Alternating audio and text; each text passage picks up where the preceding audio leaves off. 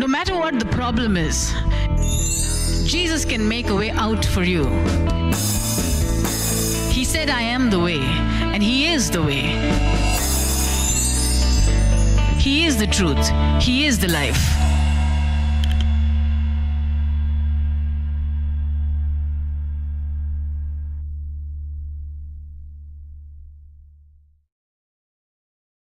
Hallelujah. Okay, we're just going to look at one or two scriptures.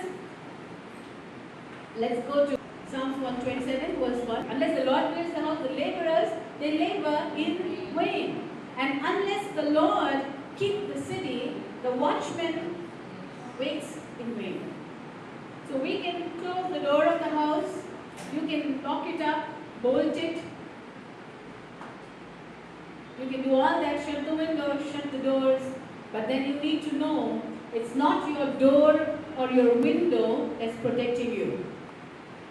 It has to be the Lord who is protecting you. Amen? You shut the door, you shut the window, but don't put your trust in doors and windows. Don't give place to the devil, the Bible says. Don't give place to the devil. All he wants is little. Very little. You know that story of that camel? He said, allow me to put my head inside. And very soon he threw the man outside and got in. That's what the devil does. All he needs is a little open door. And he comes in and you're out. Out of the blessing of God. Out of the will of God. Out of the ministry that God has planned for you. You go for a sixer. The devil is not kind. All he wants is a little place. That's why the Bible wants us. It says, don't give any place to the devil. And sin can open doors, not small windows. Sin opens doors. And Satan can easily walk in. Before you know it, you're out and he's in. Hallelujah. So we need to shut all the doors and windows, spiritually as well as physically. But even after I shut all the doors and windows, I need to say, thank you, God.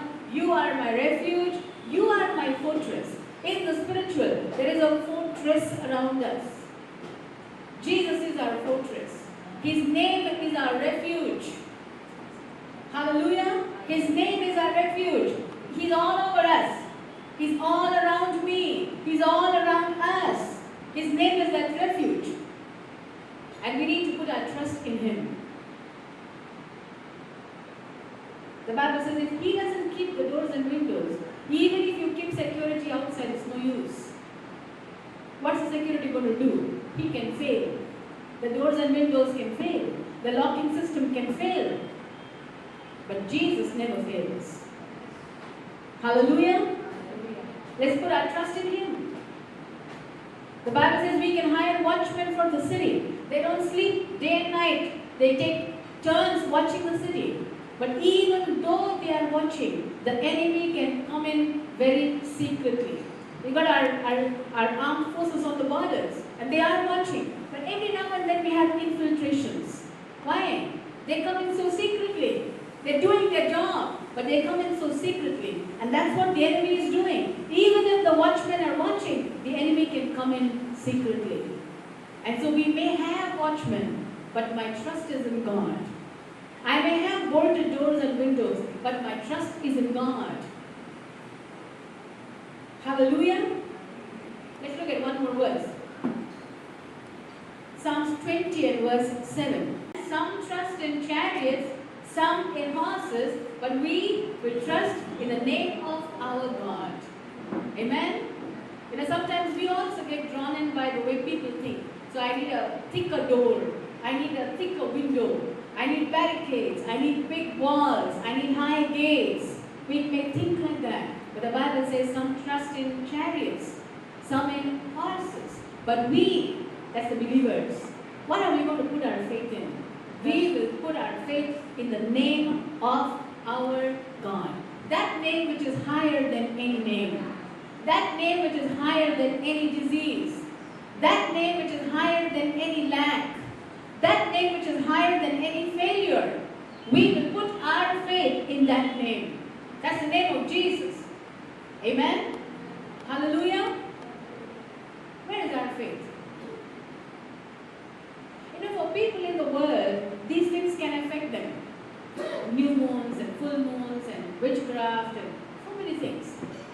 Believers, we have special protection.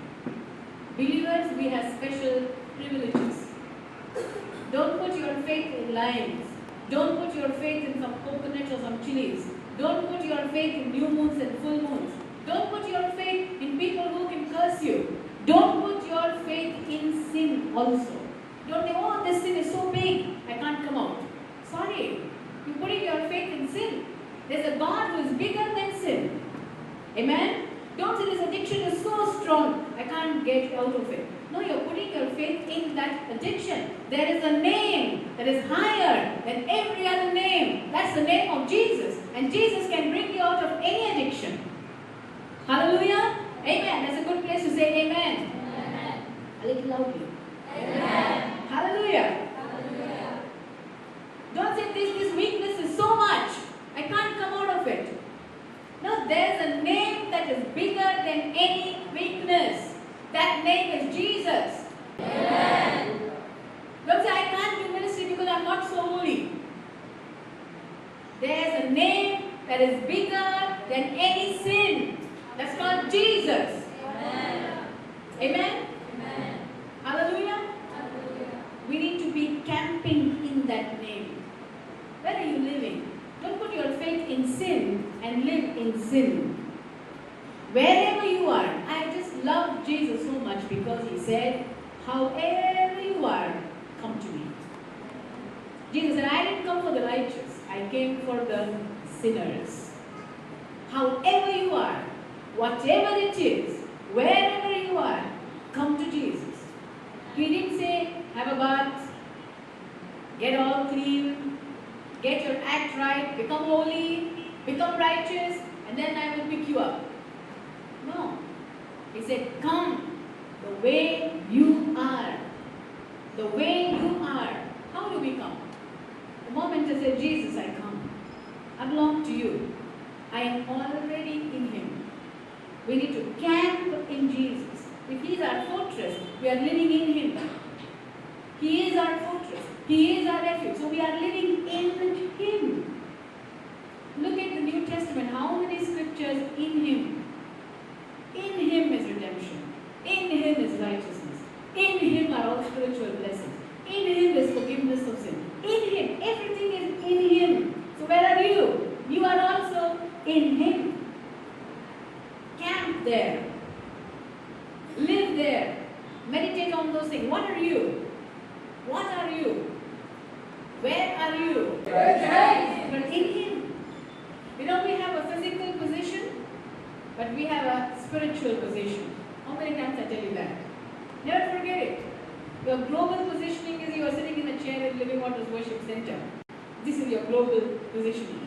But there is a spiritual position. Where are you in the spirit? Hallelujah. Ephesians 1. For we are seated in Christ. Say, I am seated in Christ. Say it again. Say it again. That's your spiritual position. You may be anywhere on the earth, but your spiritual position is you are seated in Christ. Far above all principalities and powers and might and dominion and every name that is named. That is weakness, sin, sickness, lack, poverty, curse, demons, addictions, whatever. Far above every name that is named. Not only in this world, but also in that which is to come. Amen? Amen. It says, above everything. And we are seated. That's the best news. We're not standing. You know when you sit down? After the work is done. God's not calling you to fight. He's calling you to sit down in him. Amen. Just relax. Be happy. Yes? No need to fight. Not even sin. Not even any weakness. Just sit down in Christ. That's your position that God, Jesus has purchased for you. He said, it's finished. Everything to do with sin, everything to do with the kingdom of darkness, it is finished. We talk of spiritual warfare, but you know what kind of warfare we fight? We sit down and sing the word. That's our spiritual spiritual warfare. Is there anything else you do? Were you wrestling with some demonic spirit some time back? If you're doing, you need to understand, I have to sit down in Christ. This is not spiritual warfare. Some spirit comes and attacks me and I am wrestling. No, God didn't call us to wrestle. He called us to sit down in Christ because it's over. Tell the devil, it's over. It's finished. What business do you have in my body? You sickness, get out. What business do you have in my body? It's finished. I am seated in Christ. I send the word out against you. Let me see how you fight that. I'm healed by the stripes of Jesus. Take it, you sickness. Come on, fight that. You tell the sickness, I'm sending the word after you. Yes? I'm healed by the stripes of Jesus. Throw the word at the sickness. Say, come on now, you fight that. Don't fight me, fight that. Guess what happens? The Bible says the word is a two-edged sword. Cuts up everything. Who's asking you to fight? Send the word after the problem. Who's asking you to fight? God said, I sent my word. I send my word. He always sends his word. Do you know our God? What is his style? He always sends his word. He created such huge things. Huge stars. Huge heavens. Galaxies. We can't even count the stars. He created all these things. How did he create it? He sat down and sent his word. That's our Father. That's how he does things. Guess what? You are his child. You got to have the same style. You also got to sit down and send the word. And send the word. And send the word. And create your life according to his will. God has not called us for a life of strife. He's called us to sit down in Christ. Some may trust in chariots. Some may trust in horses. But we will trust in the name of our God. Amen? Hallelujah.